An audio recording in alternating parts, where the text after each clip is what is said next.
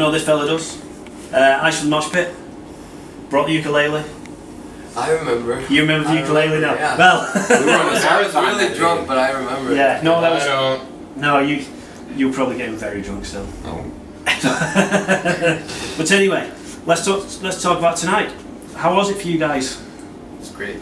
It's awesome. There was a small group of like crazy Viza fans in the middle. Yeah, there was like this little And congregation. it like infected everyone around them. It radiated. It was awesome. I mean, by the end of it, cool. even though there's still people coming in, I'm obviously stood at the side, cut back to the pitch, I look at the crowd and you could see so many more people actually getting so involved with it by the end. It was as if they didn't want it to end. Yeah.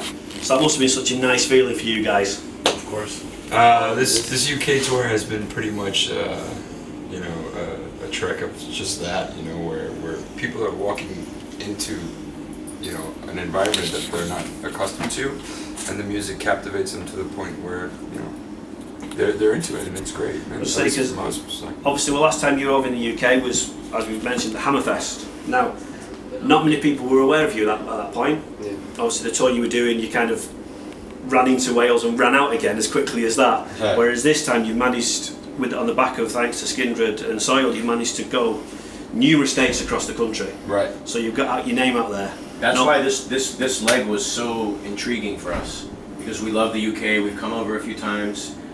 We did Hammerfest, like you said, which led directly to this. We've done a few opening shows with Surge. We've done our own headline shows in clubs in London, but we were in cities I've never been to, like Norwich and Nottingham and Bristol. So we got to go all over. You get to see a bit more of the UK than what you normally used to. Mm-hmm. Yeah, and the shows have been, amazing.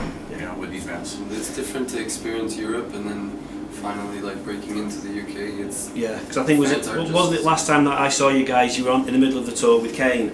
Yes. I think it was, and literally you were so delayed on the day of the interviews that I got a phone call off a certain member at Kane about 1 o'clock in the morning when I was tucked up in bed going, "Where are you when we're doing the interview with? It's 1 o'clock in the fucking morning, leave me alone." I'm sleeping.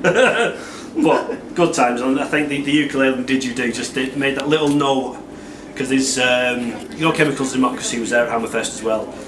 All they keep talking about is when they come back to their UK tour in the next few months is I've got to take the ukulele with me. So I must have done something. It's memorable. Yeah. And today is not just memorable because it's the last day of your UK tour. This is our first anniversary, isn't it? We've been together 1 year as Ice. Congratulations. So it's a kind of nice touch to meet and catch up with you guys, because you were one of the first bands that we actually interviewed when we started out. So moving on from that, let's talk about this new album, Aria. Now it looks on the outset, compared with the kind of earlier, completely different. Mm-hmm. Is that how it's meant to be? Because the sound, you've still got the usual sounds that make Viza, but musically there seems to be a different tract on it. I think there's similarities and differences at the same time, which is that contradiction is like part of the band, I think, but in a good way.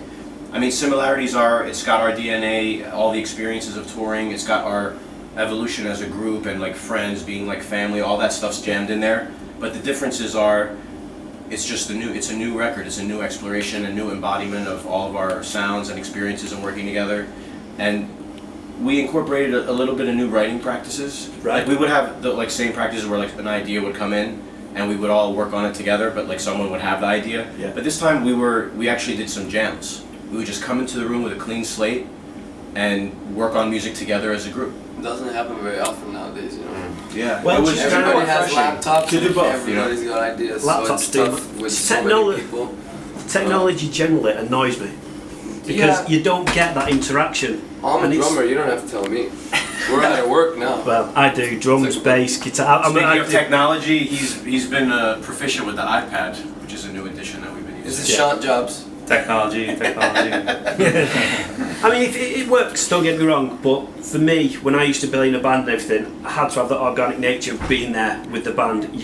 I didn't feel like now there's so many bands do everything on the iPad, whatever. They just write the song, write the lick, send it to someone else, and you kind of like, it's great if you're a band at other ends of the country, great. By the time you get together, you've got the format, you've got everything there. But you can't get that same feeling. I mean, when you do things like that, again, don't get me wrong, when you get together, the song changes. because you can see how it fits in, you see how everyone's part fits in. It's never like the initial idea is what it ends up being. It's gonna change. It's gonna grow. It's gonna maybe get worse sometimes, and you drop the song. You never know. yeah. Someone might think that song's great, and then all of a sudden, no. Yeah. You listen back. It's like a collective. That's the thing about Arya. It's like we still have a little bit of the Middle Eastern push, and then there's still the rock, but at the same time, like it's most of the other records have themes. Yeah. And then the music was suitable to those themes. And this is just kind of like us. Yeah. I was going to say, it does. This is going to sound. This is either going to be positive for you or negative for you guys. And I know it's with the shows you're doing with Surge and everything, it seems to have that Middle Eastern emphasis.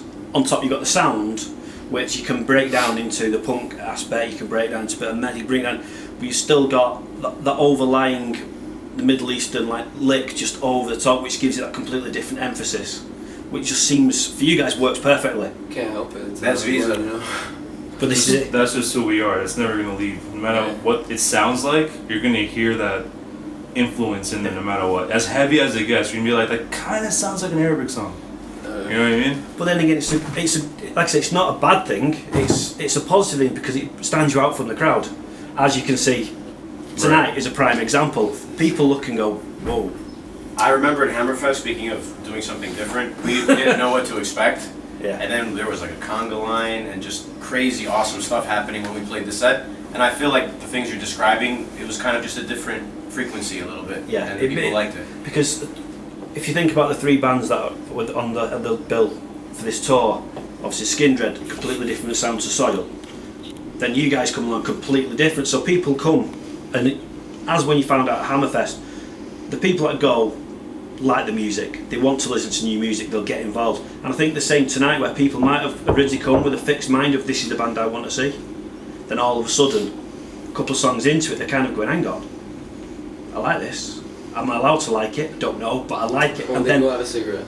Everyone else, well no, because no one seemed to leave. That's it just good. seemed to grow Yeah, and the grow. thing we gotta remember grow. is a lot of these shows we're playing, this is the first time that 90% plus of these crowds have ever seen us. So it kind of puts it in perspective. So when you see the shoulder moving and like, what's going on here? You see it in their face, you're like, okay, you're connecting with No someone. matter which way you look at it, you've got that beat and the beat's caught them. Now everything else around it, they might look around and go, well they're liking it, I like it. Sod it, let's go. Groupthink. And then all of a sudden it works. Music is all psychology.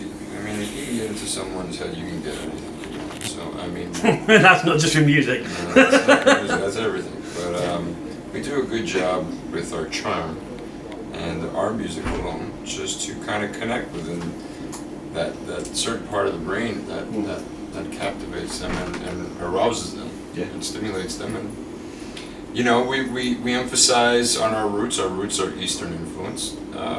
We bring the Western, but we were raised in the Western part of the world, so we bring that aspect in and join together. You get those sounds that are unaccustomed, at least to the rock industry.